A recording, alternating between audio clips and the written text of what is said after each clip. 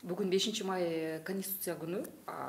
Учурда бул Конституция күнүндагы мисалы саясатчылар, саясатталуучулар дагы буну өзгөртүш керек деген дагы бир сөздөрдү айтып келет. Эл өкүлү Курманкул Зулушев дагы бир нече жолу айткан, Конституцияга өзгөртүүлөрдү киргизиш керек депчи.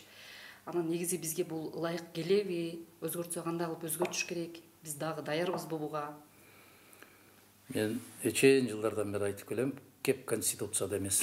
Конституция бул кагаз, бул китеп. Кеп инсанда. Бул конституцияны мен ушундай элестетем да, бир жакшынакай алманын көчөтүн алып келди дагы, келип бул жерге отургузуп койду. Отургузуп, эми көктөй баштаганда жок туура эмес отургузуп алыптырбыз, ары карай бир 2 метр ары жылдырышыбыз керек деп ал жака көчүрдү. Анан бир жылдан кийин жок болбой калыптыр деп 3-чү жерге ушул көчөт көктөйбү, ушул көчөт түшүн береби. Кеп жерде эмес. Жер ошол жер. Кеп багбанда. Уламдан улам башка жака көчүрүп отурган багбанда. Кеп инсанда, кеп кишиде. Мына биз 11-чи жолку конституциялык өзгөрүүгө баратабыз. Бул киши тандаганда билбей койдук деп көп айтам мен. Конституцияны карап, конституцияга таянып иштеген эч бир мамлекеттик орган жок. Конституцияны жоготуп алып деле жашап көрүптүрбүз, жоготуш жүрдү го конституцияны. Конституция эки гана учурда иштеп атат. Качан? Президент барып жалган ант ичкен учурда, инаугурация деп коет. Экинчиси кайрылуу жасаганда. Башка учурда конституция иштебейт. Анан конституция күнү деп өзүнчө бир майрам кылып алган. Мына азыр көчөдөн мен күндө жөө басам келатам. Бир кишинин көкүрөгүндө жок андай сезим.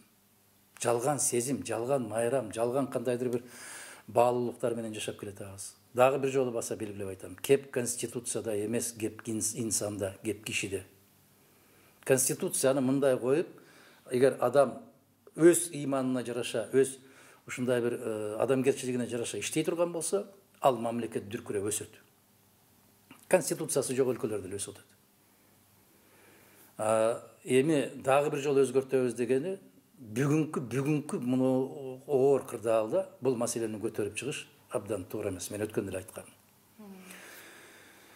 Эгерде конституцияны элге коюп берсе, эл аны чече албайт. Эл эмес 120 депутатын түшүнбөй атат. Себеп анын 110-у конституцияны окуган эмес. Бүгүн мамлекет башчысынын конституцияны окуганына да күмөнүм бар. Себеп конституцияда көрсөтүлбөгөн укуктарды пайдаланып атат ал. Конституцияда президенттин андай ыйгарым укуктары жок. Экономикалык, чарбалык иштерге кийлигишүүгө түк укугу жок. Бирок кийлигишип атат. Конституцияда парламент жогору туруш керек. А бирок парламенттин сабатсыздыгы ушундай деңгээлге жетти, өздөрүнүн фамилиясын жаза албайт. Демек кеп конституцияда эмес экен. Конституцияны мындай кылып жазып коюп туруптур, ага таянбастан өзүнүн билгениндей жасап иштеп кетсе болот экен. А конституцияны талап кылган эл жок да. Конституцияда билим берүү бекер деп турат. Саламаттыкты сактоо бекер деп турат. Кыргыз жараны Кыргызстандын айланасында ээн эркин басып жүрүүгө укуктуу деп атат. Ээн эркин басып жүрүүгө укугу барбы бүгүн? Жок. Билим берүү бекерби? Жок. Саламаттыкты сактоо бекерби? Жок. А эмнеге иштебеген нерселерди жазып алып эле кыйкыра бересиз? Биз ал кагазды өзгөртпөй, китепти өзгөртпөй, биз инсанды өзгөртүшүбүз керек.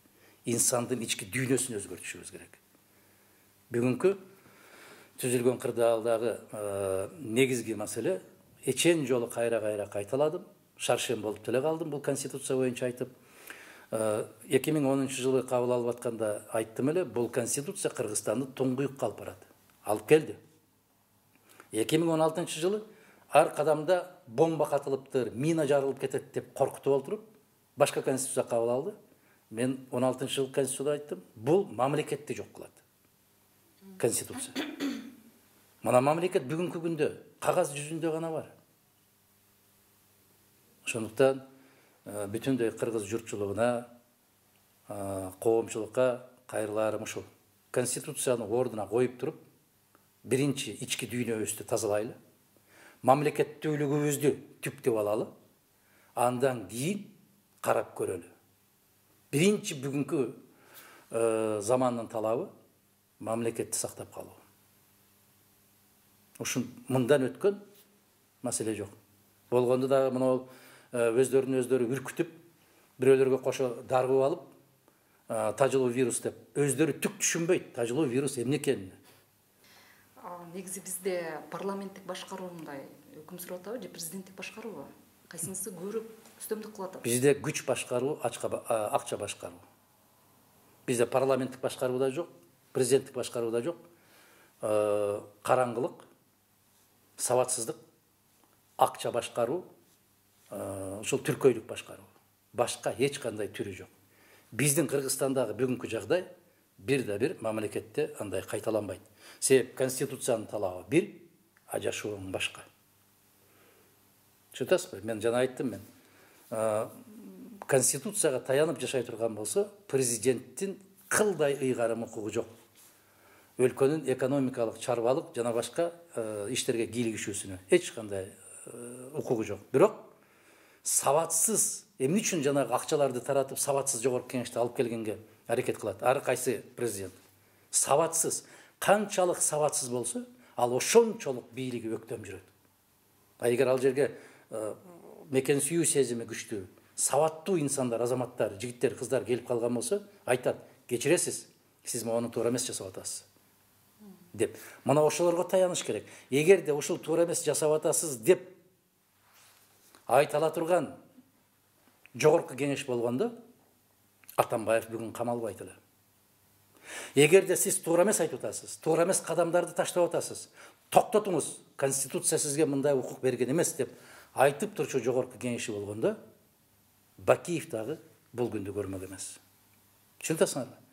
Парламент күчтүү болмоюнча, сабаттуу болмоюнча, жалаң улак чапкандарды, арак бергендерди, акча бергендерди, ун тараткан тегирменчилерди, же болбосо арак менен угулап өз улутуна өзү чыккынчылык кылып аткан аракбоздорду алып келгенди токтотмоюнча, конституцияны алтын тамга менен жазып койсоң дагы түк пайдасы тийбейт элге. Ке ушунда.